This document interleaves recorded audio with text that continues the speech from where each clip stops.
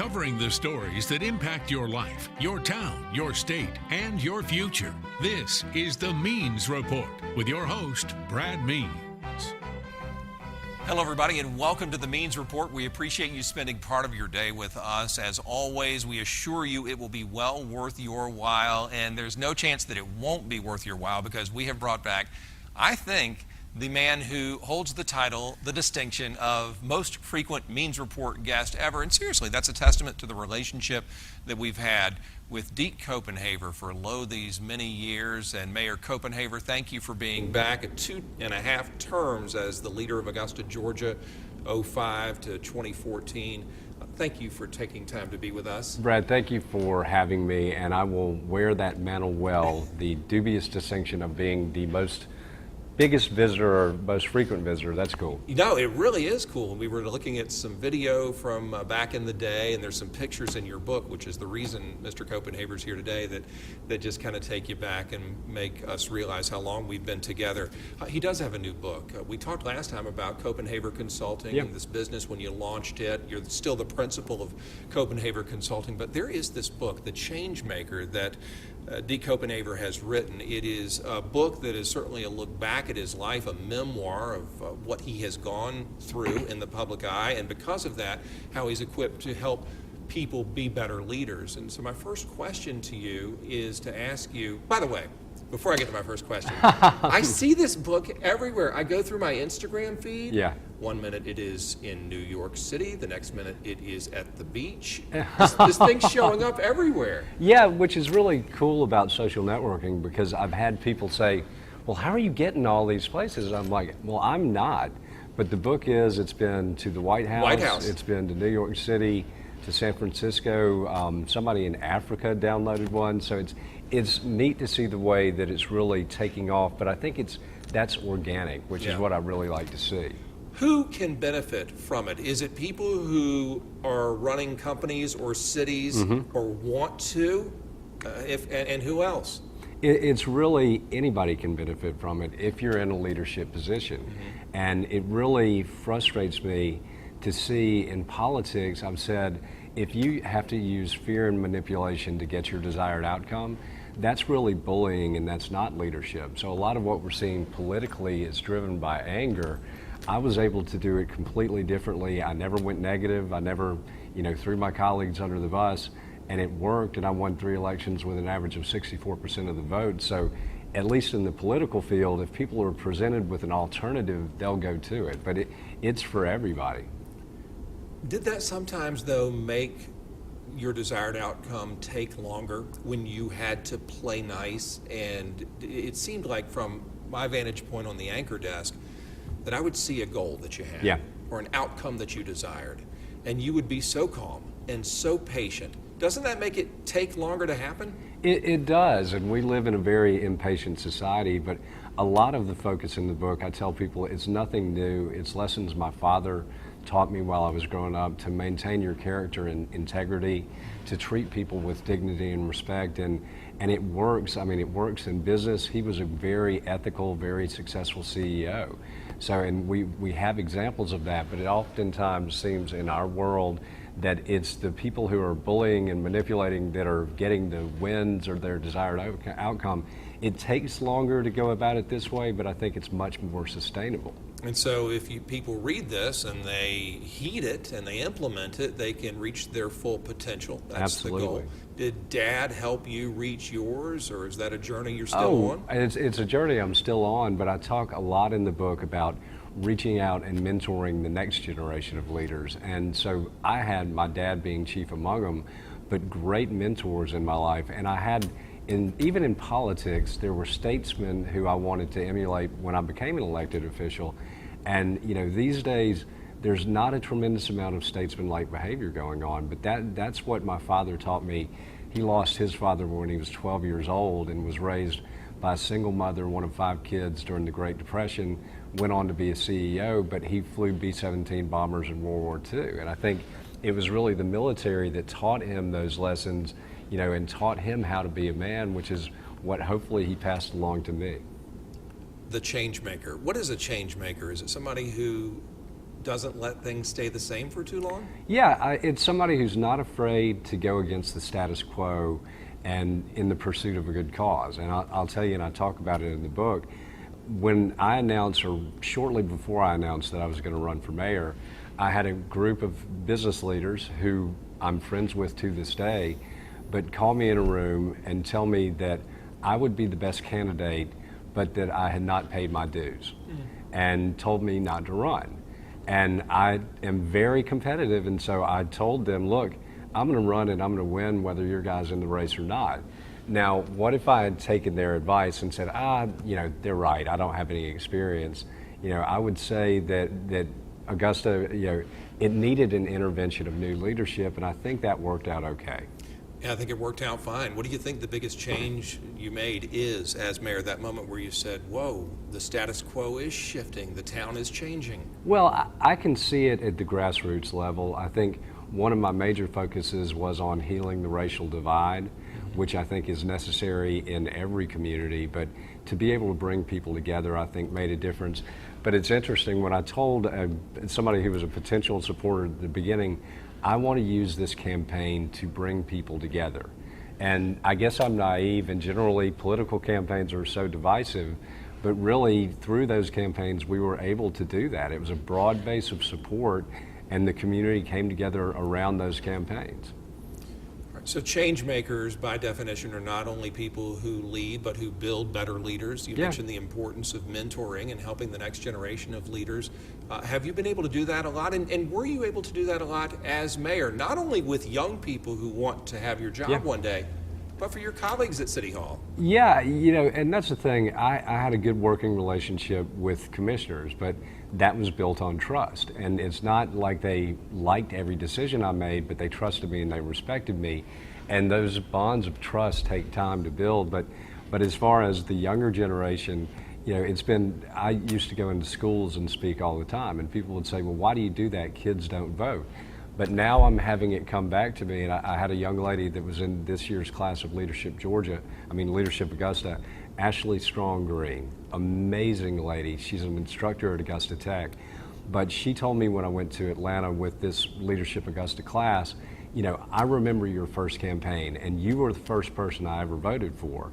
And so it did get through to that younger generation, and now she's going through Leadership Augusta. When you're so positive and you're so calm and you're so nice and you're so willing to wait for that desired outcome that we talked about, that goal, doesn't that make you more vulnerable? There's a part of your book that advocates being vulnerable. Oh, yeah. But that scares a lot of people, saying, wait, if I'm vulnerable, I'm going to get steamrolled. Yeah, well, I would say that being vulnerable is a huge strength and not a weakness. None of us know it all, but it takes a tremendous amount of courage to put yourself out there. I grew up such a shy kid that I couldn't go to birthday parties, and so I still have that piece of me within me. So for me to offer myself for elected office and to go through that, it took a leap of faith. But the connection with the community is because I think I was vulnerable. I didn't, I admitted I didn't have all the answers, and I didn't try to be fake or try to be something that I wasn't, and that vulnerability really connected with people. Yeah, but when you're that vulnerable and that transparent, as the book addresses, how can you do that in politics? You can't show all your cards all the time, can you? Locally? Yeah. I think you can. And, vulnerability comes in a lot of different ways, but I would say having an open door policy to the media. George Escala would walk in my office pretty much every morning. He sure did. But that was making myself vulnerable, and I didn't have anything to hide. I wasn't putting up any artificial walls, and that really, I think that built a great relationship between me and local media. I'm not going to ask you how you feel about the current leadership in Augusta, because I just don't want to. I don't know that that's necessarily fair, and you should be able to be a former mayor and a businessman and an author. But my question is, do people ask you a lot what you think about what's going on in Augusta and lean on you for guidance to do differently? They do, and I will tell you, and I've shared this I'm still friends with commissioners and with the mayor, but one of the things I'd like to see them do more of is, we need to understand that we don't operate in a vacuum. I may mention to you that my book has made it to Africa in 3 weeks. 3 weeks. So, and people are looking in on our community, people thinking about moving here. I was in a meeting earlier today at the Cyber Center. People from Silicon Valley are looking to potentially move to Augusta, but local government needs to realize that, we're not operating in a vacuum, and some of this, infighting does not put a good face on the community to the rest of the world as we're really at this transformational point.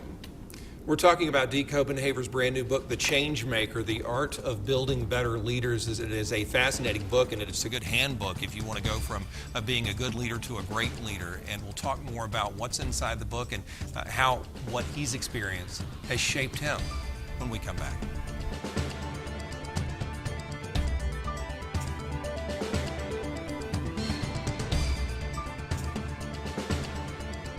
Welcome back to the Means Report. We're talking to former Augusta Mayor and current author Deke Copenhaver. He has just penned the book, The Changemaker, The Art of Building Better Leaders. You can check it out now. Amazon, Barnes & Noble, Surrey Pharmacy. We'll let you know all the places you can get it in just a moment. But first of all, Deke Copenhaver, there is a definition, if you kind of Google it, I think is what I did.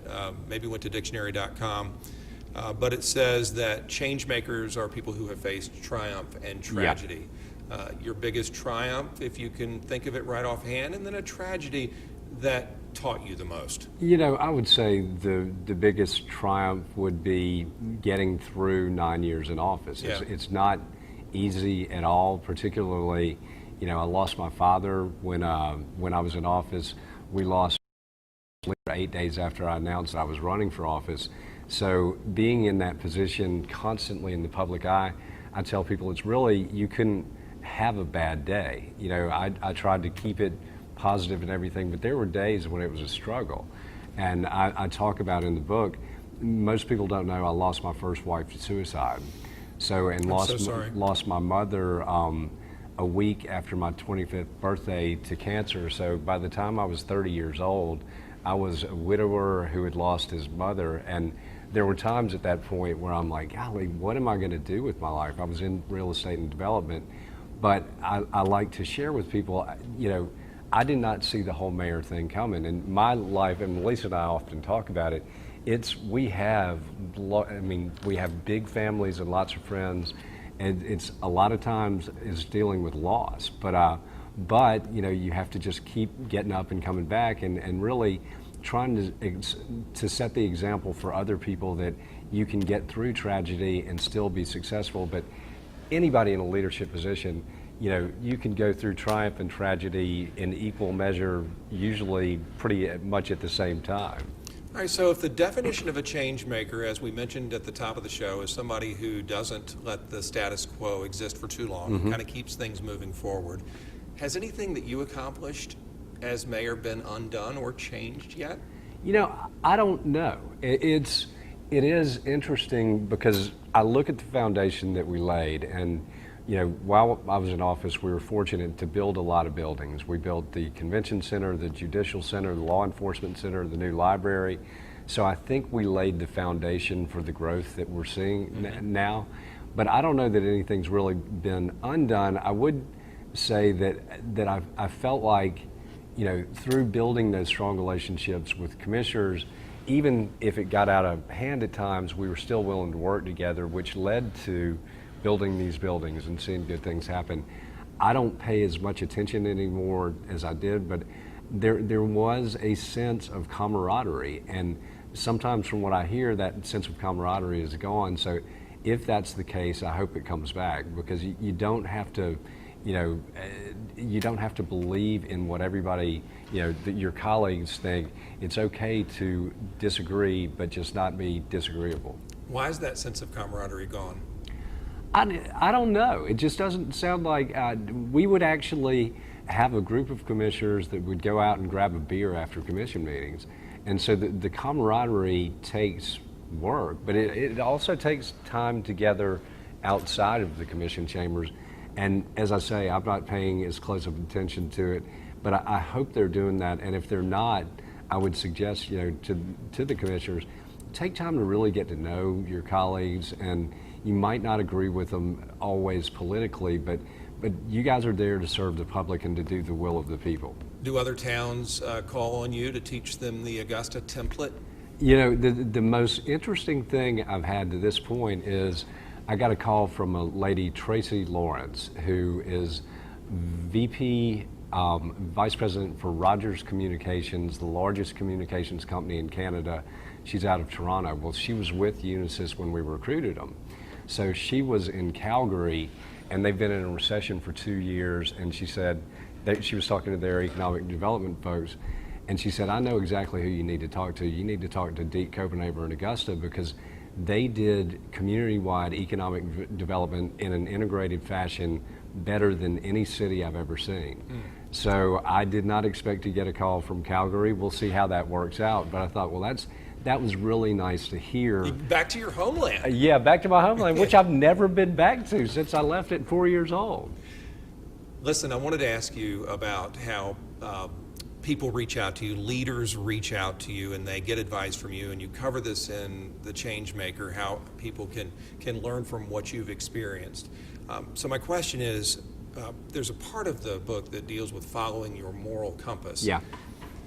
And so I saw that, and I started to think about how you can do that in politics, Yeah. because I think it would be tough. So do you mean follow your moral compass most of the time, or follow it when you can? I mean, follow it all of Do the you time. really? Yeah, I do. And I think sometimes people think I'm naive, but I do believe that. And I saw my father do that as a CEO. I mean, he was very, as I say, ethical. He followed his moral compass.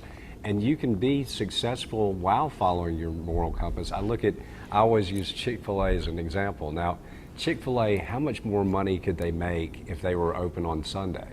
But Truett Cathy and you can see the values. You may not agree with their politics all the time, but I'm like, you go into a Chick-fil-A, leadership comes from the top down. The people that work there enjoy working there. They do. But that's part of leadership too, is you take care of the people that work for you and with you. So I think that's a great example. So there are other examples, but it means to follow your moral compass all the time. And I so often in politics see people, when they're running in a race, they're out of character, and I know them, and I'm like, well, that's not really the person I know. But to me, if you have to compromise your character to get ahead in politics or in business, there's no point in getting ahead. I mean, you've lost it. So if you want to be a real change maker, can you ever boss people around? Yeah, I would say some people have different leadership styles. I believe in really bringing people together and making them feel valued. But you look at some head coaches, and I'm sure Kirby Smart is not, friendly with all his players all the time, but he seems to be getting results. But they still know that he values them as people as well. So different strokes for different folks. Should leaders set goals, make resolutions, write things down? Is that how we get better? Yes, yes, absolutely. And one of the things I talk about in the book is that everything to me is about the team. And no one individual can do anything alone. And I talk about, really, to me, the only power any leader should concern themselves with is the power to inspire. Because if you can inspire people to work with you, you can do great things. Going back to government and how to run a successful one, do you think the difference between communities that are successful and those that struggle is having leaders, commissioners in our case, who look out for the entire town versus just being district specific?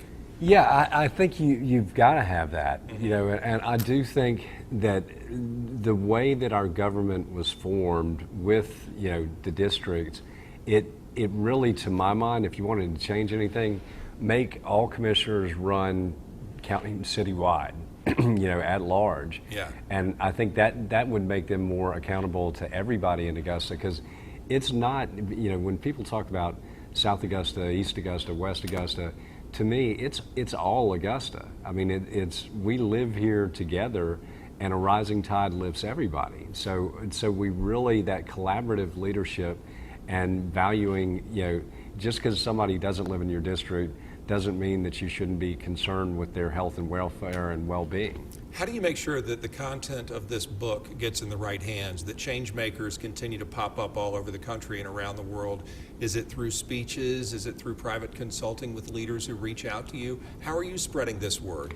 It's all of the above, but I will tell you, Brad, it's just been heartwarming to me to see, and I spoke with my marketing guy from Forbes this week, and he told me that he had never seen anybody do social media the way that I do, which is good, but it becomes a job as well, but it's touching people, and being associated with Forbes brand is great. You just can't beat that.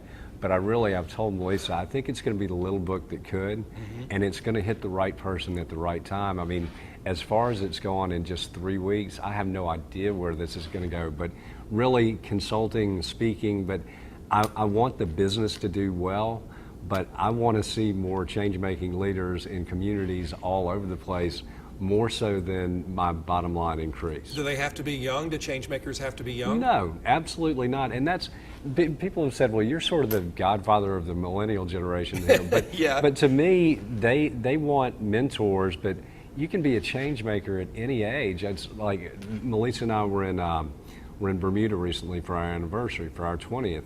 Met a lady over there that's a bartender. She was raised in foster care, raised 2 daughters as a single mother, both of them college educated, have great jobs, and I'm like, now that to me is a change maker. I mean, you've got somebody that was raised in a foster home, that raised 2 single daughters but managed to educate them.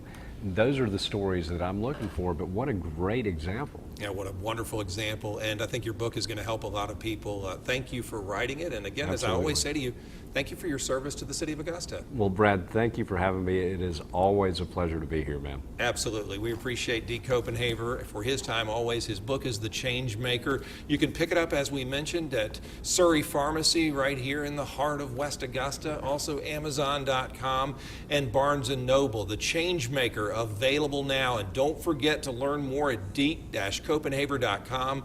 Go to the Barnes & Noble book signing. It's going to be Thursday, July 11th, 6 p.m. Go shake Mr. Copenhaver's hand and get him to sign your book.